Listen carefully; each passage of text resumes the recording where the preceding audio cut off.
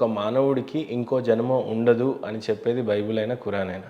కానీ మన పురాణాలు ఏం చెప్తున్నాయి అని అంటే 7 జన్మాలు ఉంటాయి అని అంటారు. కొందరేమో లక్షల జన్మలు ఉన్నాయి అని అంటారు. కొన్ని చోట్ల వేల జన్మలు ఉన్నాయి అని అంటున్నారు.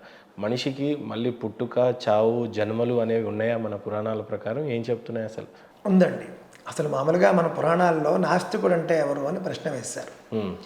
నాస్తికుడు అంటే ఎవరు అని ప్రశ్న వేసినప్పుడు దానికి సమాధానం ఏమిటి అని అంటే కనుక అనేక వాక్యాలు చెబుతూ పూర్వజన్మ పునర్జన్మ అనేది ఉన్నది అని నమ్మని వాడు నాస్తికుడు అని చెప్పారు. ఓకే, నమ్మేవాడు ఆస్తికుడు. మీరు పునర్జన్మ ఉన్నది అని నమ్మారనుకోండి, ఇప్పుడు లాజికల్గా మనం చూసామనుకోండి, ఉదాహరణకి ఎవడో ఏదో ఒక హత్య చేశాడు.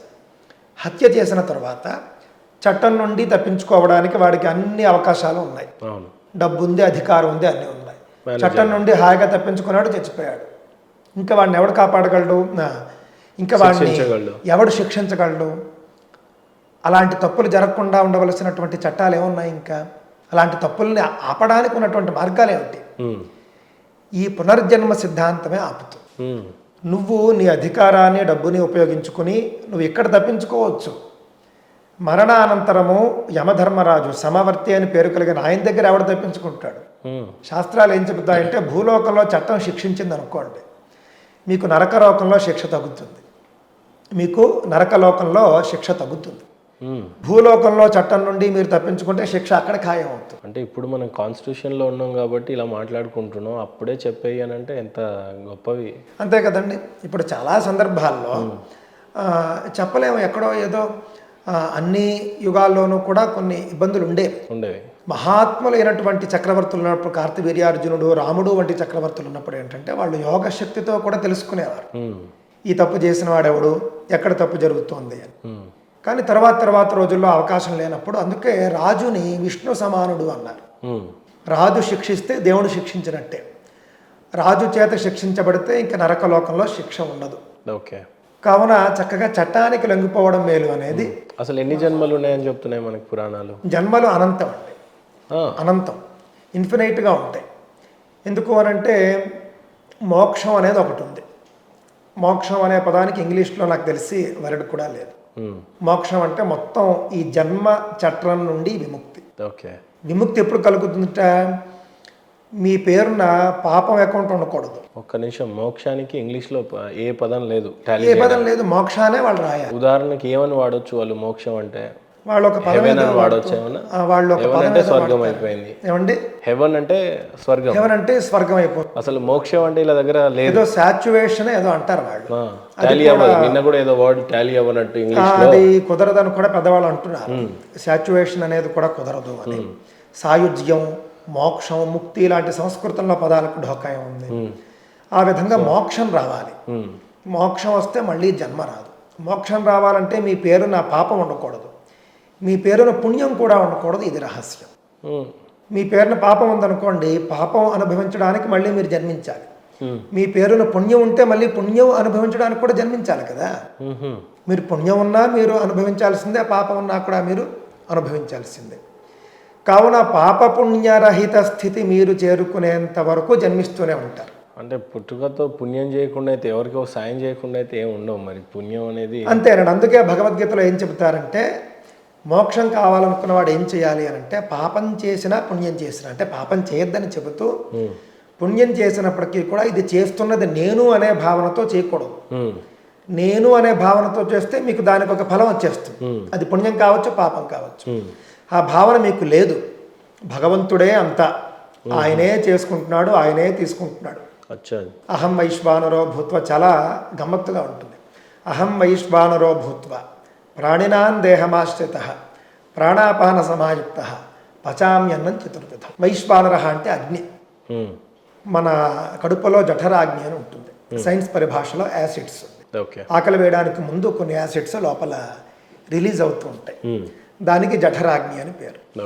పరమాత్మ ఏమంటాడు? అహం వైశ్వానరో భూత్వ, నేనే యాసిడ్ రూపంలో నీ కడుపులోకి వస్తూ ఉన్నాను, ఆకలి పుట్టిస్తూ ఉన్నాను. అహం వైశ్వానరో భూత్వ ప్రాణినాన్ దేహమాశ్రిత.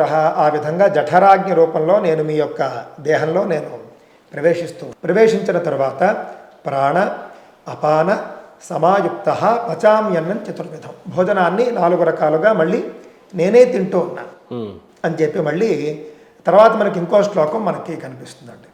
హరిర్ధాత హరిర్భోక్త హరిరన్నం ప్రజాపతి. చాలా గొప్పది. హరిర్దాత అని కూడా మనం చెప్పవచ్చు. దాత అనంటే అన్నం పెట్టేవాడు. అన్నం పెట్టేవాడు మహావిష్ణువు, అన్నం తినేవాడు మహావిష్ణువు, అన్నము మహావిష్ణువే. ఈ అన్నాన్ని సృష్టించినటువంటి ప్రజాపతి బ్రహ్మగారు కూడా మహావిష్ణువే.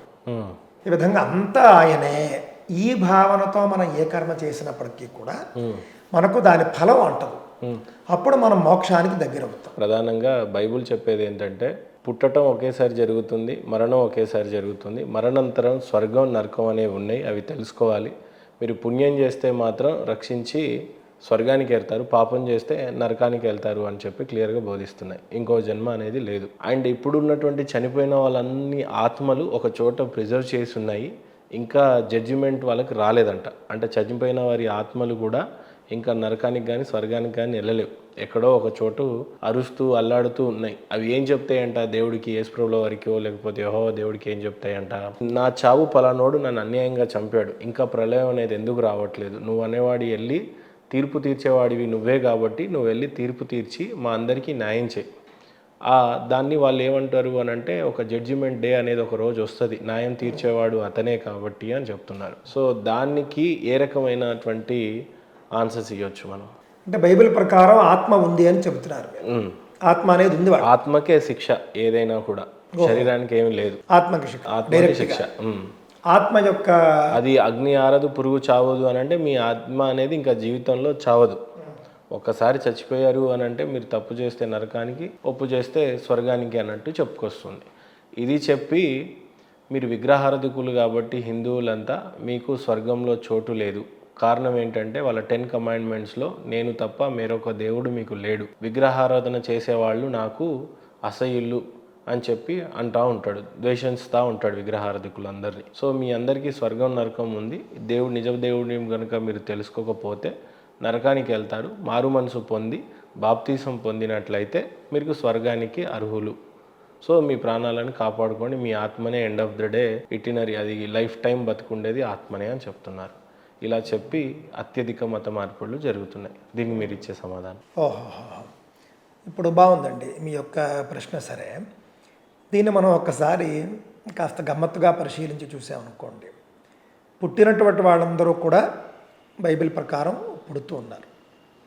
మరణించిన తర్వాత అంటే అప్పటికి వాళ్ళు కనుక బాప్టిజం తీసుకుని ఉంటే కనుక, అంటే బాప్టిజం తీసుకుంటే చాలు, ఇంకా వాళ్ళు ఏమి పాపపుణ్యాలతో పని లేదు. బాప్తిజం తీసుకున్న తర్వాత పాపం చేస్తే కూడా మళ్ళీ శిక్షలకు అర్హులే. అక్కడ పైన ఓహోహో, ఒకవేళ పుణ్యం చేస్తే స్వర్గానికి వెళ్తారు. స్వర్గంలో పర్మనెంట్గా ఉంటారా? పర్మనెంట్ అంటే ఇంకా ఎంతకాలం ఉంటారు? ఇంకా అది పర్మనెంట్. అంటే ఇంత పుణ్యం చేసుకున్నా కూడా ఇంకా పర్మనెంట్ సీటే అక్కడ. ఇంత పుణ్యంతో సంబంధం లేదు, ఇంత పాపంతోనే ప్రాబ్లం అక్కడ.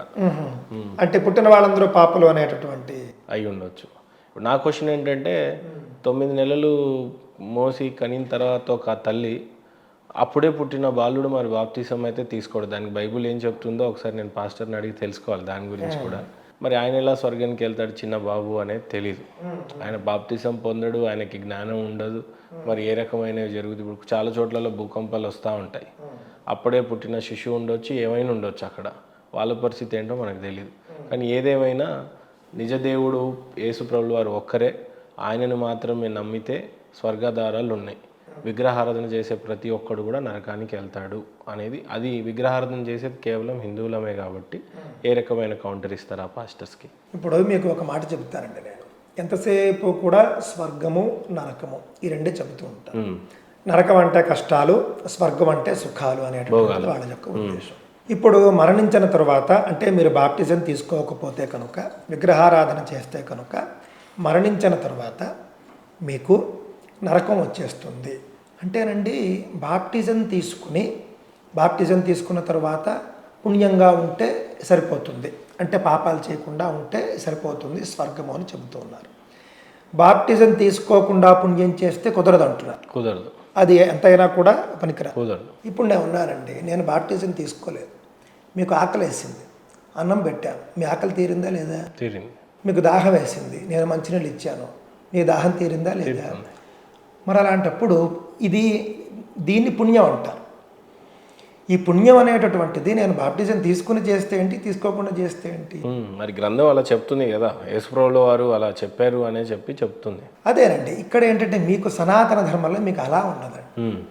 మీరు దేవుణ్ణి నమ్మితే స్వర్గం, దేవుణ్ణి నమ్మకపోతే నరకం అని ఎక్కడా ఉండదు. సనాతన ధర్మంలో ధర్మం ముఖ్యం. మీరు ధర్మాన్ని పాటిస్తే మీరు స్వర్గానికి వెళతారు. మీరు ధర్మాన్ని విడిచిపెడితే మీరు ఘోరమైనటువంటి నరకాల్లో పడతారు. ధర్మం అంటే ఏమిటి? మంచి. అధర్మం అంటే ఏమిటి? చెడు. నిజానికి మీరు రామాయణం, భారతం, స్మృతులు, వేదాలు అన్నీ చూడండి. ఏ గ్రంథం మీరు పూర్తిగా చదివినా కూడా చివరగా మీకు అర్థమయ్యేటటువంటిది ఏంటంటే ధర్మం గొప్పది, మనం ధర్మంగా ఉండాలి, అంటే మనం మంచిగా ఉండాలి. మనం భారతీయుడు అయితే, మనం భారతీయులు అయితే మంచి భారతీయుడుగా ఉండాలి. ఇంతే మనకు అర్థమవుతుంది. దుర్యోధనుడు అధర్మం చేశాడంటే తప్పు చేశాడు, మనం అలా చేయకూడదు. పాండవులు ధర్మంగా ఉన్నారు అంటే మంచిగా ఉన్నారు, మనం మంచిగా ఉండాలి. అప్పుడే మనకి ధర్మరాజులాగా సశరీరంగా కూడా మనం స్వర్గానికి వెళ్ళొచ్చు అని మనకి అనిపిస్తుంది. బాప్టిజం తీసుకోకుండానండి ఒక డాక్టర్ వచ్చి ఆపరేషన్ చేస్తే ఆపరేషన్ సక్సెస్ అవ్వటం లేదా? అవుతుంది. ఒక బాప్టిజం తీసుకోకుండా ఇంట్లో మనకి పని చేసేవాళ్ళు వచ్చి పని చేస్తే సక్సెస్ అవ్వటం లేదా?